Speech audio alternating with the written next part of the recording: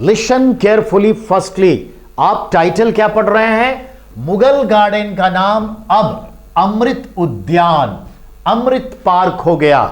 अब इसके पीछे सारी बात समझिए। जहांगीर ने अपनी चौथी शादी अपनी महबूबा से एज ए फोर्थ मैरिज के तौर पे, और महबूबा जो है मेहरुन्निसा सेकेंड मैरिज के तौर पे जहांगीर से शादी की 1611 में, और उसने उसको टाइटल दिया नूरजहां। तो जहांगीर और नूरजहां की शादी 1611 में। नूरजहां की जो दूसरी शादी थी, इसकी ये चौथी शादी थी, आप ध्यान दें। और जहांगीर का पुत्र शाहजहां ने शादी की 1612 में, जो नूरजहां की भतीजी अर्जुमंद बानो से की, जिसे शाहजहां ने टाइटल दिया मुमताज महल। इस तरह से बाप ने शादी की 1611 में, बेटे ने शादी की 1612 में। और इस तरह से आसफ खान जो नूरजहां का भाई है, अब उसकी स्थिति देखिए।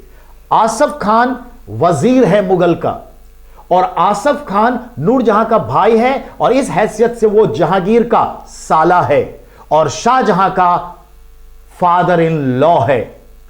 तो जहांगीर, नूरजहां, शाहजहां, मुमताज महल, आसफ जहां और ढेर सारे सेना, ये सब हनीमून के लिए गए। यानी राजा, उसका बेटा, सास ससुर, बेटा बहू हनीमून के लिए गए। और पंजाब में सिख लोग इनका हिसाब न लगा दे, इस वजह से उन्होंने हरगोविंद को ग्वालियर के जेल से छुड़ाया, जो छठे गुरु थे, क्योंकि पांचवें को तो 1606 में जहांगीर ने फांसी दे दी थी और छठे को कैद करके रखा था। अब छठे को तलवार यानी ढाल बना करके पंजाब से निकलने का रास्ता ढूंढा, क्योंकि आप आगरा से कहां जा रहे हो? श्रीनगर, यानी कश्मीर घाटी। तो रिमेंबर, जहांगीर कश्मीर घाटी में पहुंच के कश्मीर की वादियों को देखकर कहता है, अगर फिरदौश बाएरू जमी अस्तो हमी अस्तो हमी अस्तो हमी अस्तो। अगर फिरदौश, अगर स्वर्ग जमीन पर कहीं है तो यही है, यही है, यही है। यानी फिरदौस का अर्थ होता है हेवन, स्वर्ग।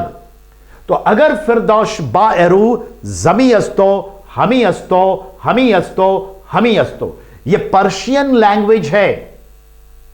आपसे पूछता है श्रीनगर को यानी कश्मीर घाटी को धरती पर स्वर्ग किसने कहा? जहांगीर ने कहा। और ये सारे परिवार यहां रहे कुछ महीनों, और इस महीनों में कुछ बाग बगीचे लगवाए।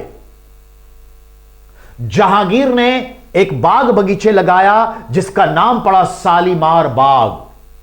बेटा शाहजहां ने कहा, पापा मैं भी बाग लगवाऊंगा। कहा, बेटा तुम भी लगा लो। उसने जो बाग लगाए बगल में ही, उसका नाम पड़ा चश्म ए शाही। आसफ खान ने कहा, तो मैं ना लगाऊं बाग। कहा, तुम भी लगा लो भाई साले साहब। तो उसने भी बाग लगवाया, और जिसका नाम पड़ा निशात बाग, यानी शालीमार बाग, चश्मे शाही, निशात बाग। एक ही डायरेक्शन में 3 बगीचे हैं, जो क्रमशः जहांगीर, शाहजहां और आसफ खां, ये तीनों मुगल ही तो हैं जो डेवलप किए। ये बगीचे जो है कहलाता है मुगल गार्डन, जो श्रीनगर के डल झील के किनारे 5 स्टार होटल ताज के पीछे और जाखम हिल के नीचे, ये है मुगल गार्डन एक्चुअल।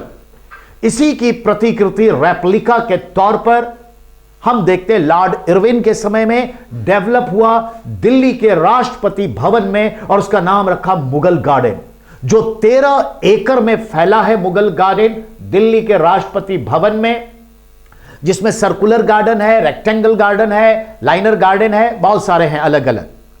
रिमेंबर, पिछले कई वर्षों से ये गार्डन लोग देखने जाते हैं, और जनरली ये जनवरी के लास्ट वीक में या फरवरी में ओपन होता है, मार्च में सेकेंड वीक तक चलता है और खत्म कर दिया जाता है। लाखों की संख्या में लोग इसे देखने आते हैं, इस गार्डन को। एंड रिमेंबर, इसी राष्ट्रपति के प्रांगण के भीतर राष्ट्रपति का पूरा कैंपस 350 एकड़ में है, और इतने ही 350 एकड़ में सुनील सर का गांव हरिपट्टी गांव ठीक है। बहादुरपुर प्रखंड लहेरियाशरय दरभंगा डिस्ट्रिक्ट में है, हरिपट्टी गांव, जिसका वास 350 एकड़ है, इक्वल टू राष्ट्रपति भवन का कैंपस।